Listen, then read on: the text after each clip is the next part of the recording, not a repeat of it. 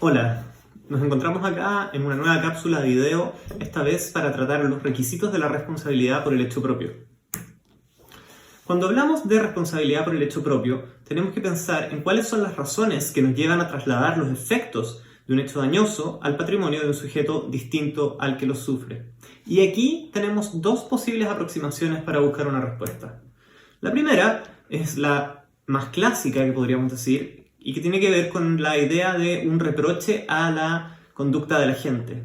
La idea de reproche proviene de los orígenes de la misma responsabilidad civil, cuando esta aún está entrelazada con la responsabilidad penal y especialmente con la idea de acción dolosa. Podrán recordar esto de su lectura de Aristóteles y de la justicia.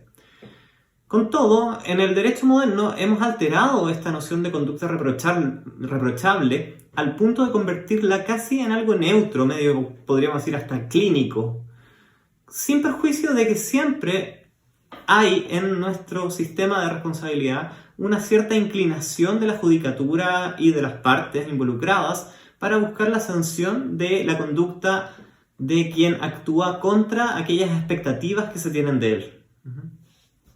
La alternativa a esta visión clásica está dada, como ya hemos conversado en clases, por la idea de reparación del daño sufrido, poner en el foco de la responsabilidad civil esta noción de que todos los daños deben ser reparados. Esta es una idea más moderna que captura más bien la idea de que quien toma para sí los beneficios de una actividad debe hacerse cargo de sus costos. En un sentido, es la recepción que hace la responsabilidad civil de un mundo donde las relaciones ya no son bilaterales, sino que son más bien entre sujetos anónimos que no tienen una interacción interpersonal. La famosa frase del juez norteamericano Oliver Holmes, que dice que el principio general de nuestro derecho es que las pérdidas que provienen de un accidente deben recaer sobre quien las sufre, y que ese principio no se ve afectado porque esto se deba a un accidente o a la mala fortuna, está aún en la base de nuestro sistema de responsabilidad civil, a pesar de la incidencia de los sistemas de seguros y de los regímenes de responsabilidad estricta. Esto lo podemos ver en que nuestras reglas del artículo 2314 y 2329 aún se basan fuertemente en la noción de dolo o malicia y en la noción de culpa o negligencia. La definición propia de culpa está en el artículo 44 junto con la de dolo. Pero, sin embargo, a pesar de que este es el elemento central del sistema, no basta con ella para dar lugar a la responsabilidad civil. Sin perjuicio de que aún en función de estos desarrollos y tendencias más modernas sobre la base del seguro, regímenes de responsabilidad estricta y esta pretensión de reparación de los daños sufridos, la culpa sigue siendo un concepto central que atraviesa todo el sistema normativo de la responsabilidad civil y que permite explicar varias de sus características. Los requisitos propiamente tales de la responsabilidad por el hecho propio son, ante todo, la existencia de un hecho voluntario, el cual puede ser acción u omisión. Aunque cuando hablamos de omisión, esto solo va a dar lugar a responsabilidad en circunstancias particulares que ya veremos cuáles son. Dentro de la idea de hecho voluntario, el profesor Barros en su texto incluye la noción de capacidad. Algunos autores lo ven como un requisito por separado, pero la verdad es que no es particularmente relevante lo que vamos a hablar sobre ello. La capacidad es mucho menos exigente en esta sede que lo que ocurre en materia contractual o en materia penal. Aquí basta que la gente tenga discernimiento sobre las consecuencias dañosas de su actuar.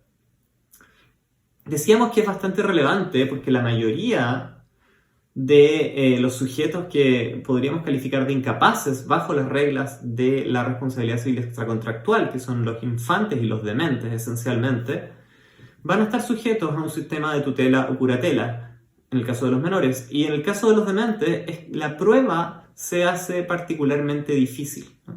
Incluso algunos sistemas, como el francés, han eliminado la noción de capacidad como un requisito o como un elemento relevante para establecer la responsabilidad civil, porque prima la idea de reparación y que lo que es relevante es la posición de la víctima. No importa quién haya causado el daño, si ese daño se debe a una conducta que no era conforme a las expectativas que esa víctima podría tener. El segundo elemento es el elemento del factor de atribución de responsabilidad, como mencionábamos recién, que es que ese hecho voluntario, esa acción u omisión, haya sido culpable o dolosa. Es el foco, el centro del sistema de acuerdo a las normas. Ahora bien, en la práctica, el centro del sistema, como veremos, está más bien dada por la noción de daño. Hay un tránsito, podríamos decir, desde el análisis de la culpa como materia central del estudio de la responsabilidad civil, al análisis de cuáles son los daños reparables y cómo se van a cuantificar esos daños. Un último requisito es la existencia de una relación de causalidad entre el hecho culpable o doloso y el daño. La causalidad es una cosa complicada. Por una parte, en el 99% de los casos, no es particularmente relevante porque la pregunta por la causalidad es más o menos obvia, ¿no? La respuesta de si ha habido o no relación de causalidad es relativamente obvia. Pero hay algunos casos donde confluyen varios cursos causales o las conductas de varios agentes, donde esta cuestión se torna casi imposible de dilucidar con precisión, ¿no? Entonces eso hace que haya mucha discusión respecto de cómo deben aplicarse las reglas sobre causalidad. Finalmente, algunos autores agregan como un requisito adicional la antijuridicidad del hecho o del daño. Pero esta noción no tiene una función particular en sede civil como si la tiene en sede penal, porque se subsume para nosotros en la idea de culpa. Aquello que no es antijurídico para el derecho civil no es culpable y viceversa. Aquello que es culpable es de por sí antijurídico.